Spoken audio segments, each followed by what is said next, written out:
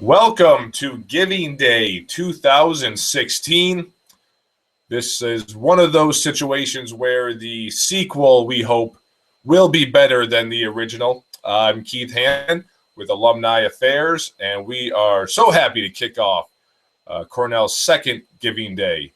It is 12:01 on the East Coast, so Giving Day is officially underway. And we have our first guest.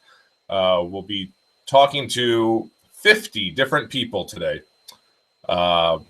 And couldn't be more excited to have our first guest coming to us from California, Alameda, California. And his name is John Brennan. John, how are we doing in California tonight? We're doing great. Good evening to everybody who's listening.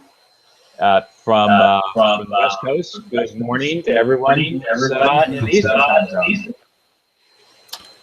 So we will be featuring, in these early morning East Coast hours, we'll be featuring Cornellians from all around the globe. So we hope everyone watching internationally as well right now is taking part in the kind of the peak hours of their Giving Day. So thanks again, John. John is a Masters of ILR grad from 1983, and John, let's go back there. Let's start there. Back in the early 80s, what was your? Tell us a little bit about your Cornell experience. Sure. So it was a grad experience, which is a little bit different than undergrad. I was undergrad Hamilton, just up the road from Ithaca.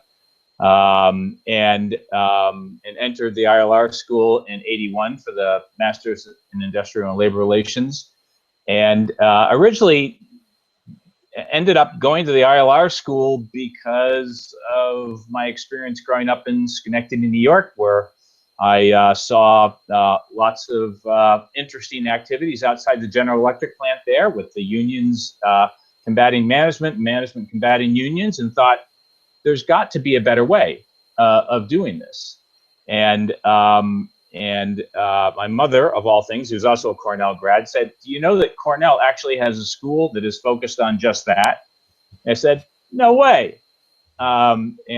She said, yeah, you should check out the ILR school. They've got a master's program you might be interested in. So I did. I actually was teaching in high school in Connecticut at the time. And in a break, I actually drove to the ILR school, met with the dean, met with some of the professors, and thought, this is the place where I want to be. And I thoroughly enjoyed my 2 years there, learned a lot, had direct exposure with some of the best thinkers in the field, who, the Cornell ILR school is the go-to school for human resources at the time, more labor relations, that 2 years and the master's degree at Cornell set me on the path, not only because of the credential, but more importantly, what I learned there, the experiences I gained there. So, what do you think? What were some of those some of the most valuable things you think you walked away with? Well, there's several things. First, I was very interested in worker cooperatives at the time. That is, where workers partially owned the company, were on the board of directors, took a role in helping to manage the company. And it turns out that one of my professors was the world's leading authority on that, Tove Hammer. And so, I got to learn from, discuss with, be exposed to, the world's leading authority in several different subjects. The David Lipsky, for negotiations, again, leading world authority on that subject. And so the classroom experience was very rich. The graduate students, we became a very tight group of students and spent a lot of time together, and end up not in a geeky sense necessarily, but just in an overall sense, discussing lots of stuff after class, and having very deep philosophical discussions. And at the ILR school, there's always, well, at least at the time, there was always, are you going to try to go work for labor or management. And there'd be wonderful discussions about the pros and the cons of both from an economic and an ideological standpoint. And I certainly participated in those, and made lifelong friends. I mean, I stay in contact with many folks, not just professionally, because several folks have graduated out to the West Coast, gradually moved out to the West Coast, and become colleagues of mine in human resources out here on the West Coast, but also stayed close friends socially. You know, it's set me on a path for you know, a very rich career. By that I mean a career which has been very rewarding, as well as you know, set me up with some just lifelong friends. So very, very grateful for all of that. Well, it sounds like many of us, you were the beneficiary of good motherly advice. Yes, she would be delighted to know I'm saying that. So you are now part of a recently formed master's program advisory board. Is that correct? That is correct. So tell us a little bit about that. Well, it is an initiative to, I think, one, help alumni be better informed about what's going on at the ILR school, and particularly around the master's program. Second, to have an influence from real hands-on work at various different, in various different industries, various different geographies, so that in addition to the best academic research and the best academic information that the student can get, they also get the benefit of a program that is informed by what's going on outside of academia, outside of research, and vice versa. I'm looking forward to learning more about what's going on at ILR and being able to apply that in my in the work I do. So it's a really it's a great two-way exchange. Of course, part of it is also providing support to the ILR school to make sure that the ILR school continues to lead the working world in finding ways to for employers and employees to have a richer experience, a more productive experience. We spend most of our waking hours at work. We deserve to have it be the best experience that we can possibly have, both from a career standpoint, from a psychological standpoint, and from an economic standpoint. And the ILR advisory group will I think, we're just newly formed, but will, I think, play a key role in supporting that into the future. Yeah, you know, it really seems, you know, I've always found this is one of the many unique areas of Cornell. I think Cornell probably does this as well, if not better than anyone. And it certainly seems timely right now for anybody that's watching the news and following the presidential elections, because there is a lot of discussion about workers' rights and the minimum wage. So do you find yourself following that or those debates closely?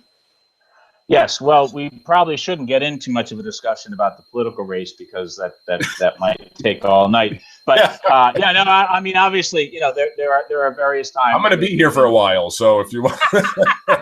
Well, maybe we should get started. Should we go through each? Well, it's interesting you mentioned that. Little side note. When I was at the ILR school, probably '82. I was intrigued to find a notice on campus about the mayor of Burlington coming to speak on campus, and I decided, all right, I'll go hear the mayor of Burlington speak, and that happened to be one Bernie Sanders, who at the time labeled himself as a pragmatic socialist, newly elected mayor of of Burlington. And little did I know that some 30 years later, more than 30 years later, he'd be running for president.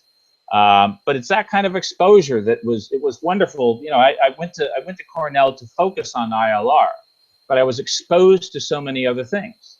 I went to several lectures like that. I actually was able to sing in the Glee Club for the 2 years I was there. I got to play intramural touch football. It was you got to take advantage of everything that was on campus, and not just focus on your own little area of the world.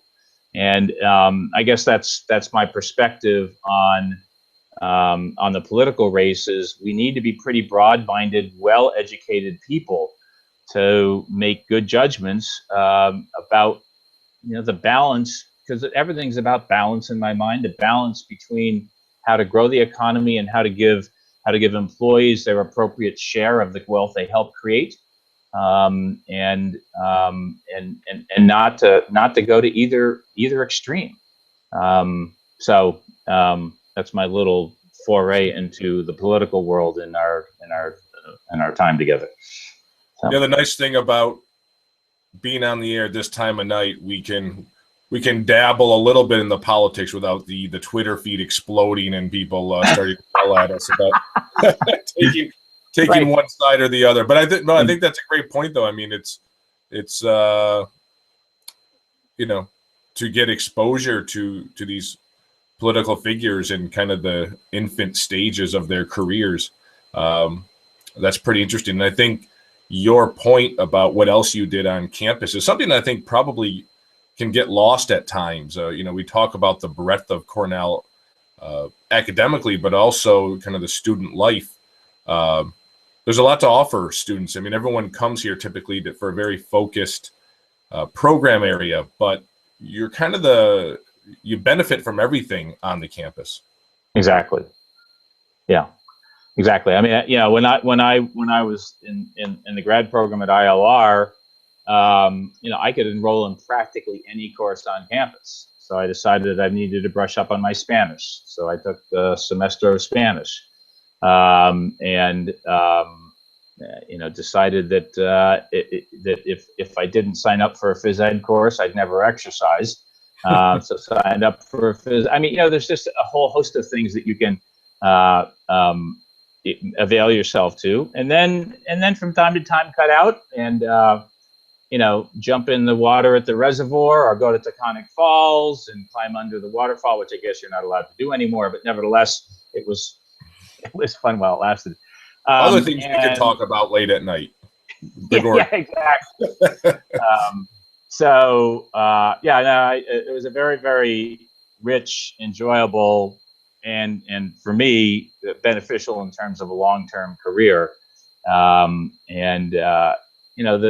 Cornell credential has just opened lots and lots of doorways, and the Cornell education has ensured that once that doorway is open, that when I walk through it, I can demonstrate that there's real substance there, and that's been a constant throughout my career for the last 34 years.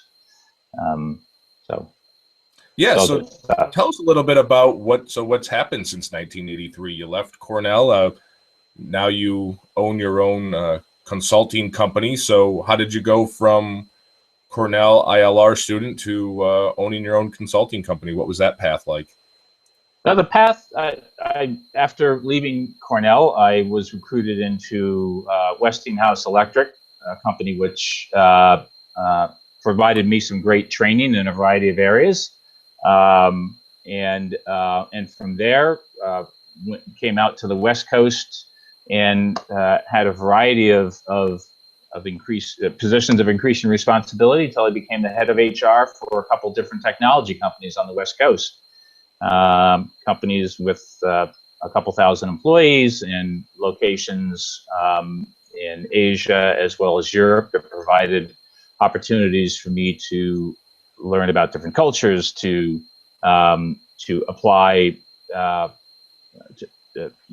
human resources programs to Europe, to the Middle East, to Japan, China, just fabulous. And also to put into place some of the things that that led me to go to ILR school in the first place. The companies that I had at HR for, we gave stock to every single employee. Everybody was an owner. We shared profits. Everybody had a share of the profit when we had profits to share at the end of every year. And it was great to be able to take those concepts that I had learned from Tove Hammer and others about what makes an effective workplace, and then bring them to a company where I could have real influence on not only the quality of the economic performance of the firm, but hopefully because of fully engaged workers who felt that they were part of it. They were owners. They had a stake in the outcome of the business. And so I was the head of HR for 2 different software companies over a course of 15 years. And 2 years ago, decided that was a great run, and needed to do something different. So I'm in what I call my encore career, and no longer in a corporate job, but consulting, coaching executives, running leadership seminars, and actually running seminars about sustainable growth in companies, how to create a culture of sustainable growth through an organization called the Energy Project, which is headquartered in Yonkers. And it's very rewarding work. I love this phase, and I probably could not be at this phase had I not had the career up until 2014, and the experiences that I had, again, with the foundation of the Cornell ILR program. So, well, we have a growing number of young Cornell entrepreneurs out there. So if you're listening, look up John, and he could probably help you get your workforce squared away in the early going. Happy to do that. So, and that's actually, you mentioned one thing, Keith, which is I would encourage anybody to leverage the Cornell alumni network. Obviously, LinkedIn makes this totally easy, but it is something I think that often newly minted graduates sometimes underestimate. Alumni are generally delighted to hear from students, happy to help, and can provide connections in a whole variety of places.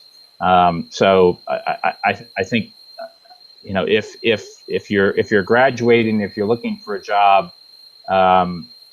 just mind that network. It's very powerful. Yeah, and I think we're going to see a lot of that today. We hope a lot of the getting to know a lot of the alumni that are out there volunteering, both with other alumni and with prospective students and current students. So I think you're right. For someone that sits where I sit in alumni affairs, it's really been fun, really, the last 5 years to get to see the alumni interaction, and what a great, very large but very intimate family that the Big Red family is. Have you been back to campus recently?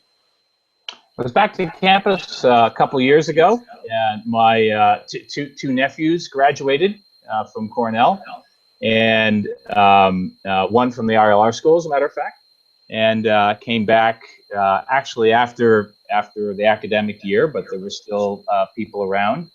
And I'm going to be back in October. We're having our first on-campus meeting for the ILR advisory group.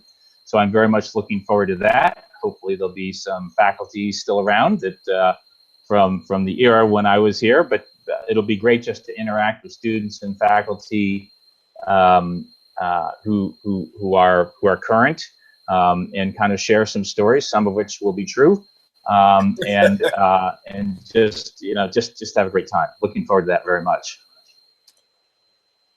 Well, it still should be the weather should be somewhat reasonable October, but I think if you really are missing the Cornell experience, being a West Coast individual, I think you need to come back in like January and February and really reintroduce yourself to the lovely early second semester experience. I remember it well. Living in college town and walking up to the ILR school after, you know, a foot and a half of snow or sleeting. That's my favorite. Sleet is so wonderful to walk in. Ithication, as they say. Yeah, exactly. You get to the school encased in ice. Yeah, I'll bear that in mind, Keith. That I should plan my trips in those lovely months of December through March. Yeah. And we know what Mark Twain said about the Bay Area. We can only imagine what he'd have said about Ithaca. Absolutely. Well, John, thank you so much for kicking off our Giving Day, and for everyone listening, I think John has provided a fantastic testimony for why, if you have an affiliation with the ILR school, or even if you just are really proud of the work that they do or really feel that it's important. The ILR school is definitely worthy of your support on Giving Day today. So, John, thank you very much. John Brennan, Masters in ILR from the class of 1983 and current owner of Brennan Consulting. So look him up out there in Silicon Valley. Great. Well, thank you, Keith. It's been a pleasure being with you, and I echo your thoughts about if you're interested in the ILR school, please find your checkbook or your credit card, go online, and let's keep the ILR school the premier school for human resources and industrial and labor relations in the world. Absolutely. Couldn't have said it better. Thanks so much, John. And we will be back in about 8 minutes with John Poe, class of 82, who is also a Bay Area resident. So we'll see you back here very soon. Thanks, Keith.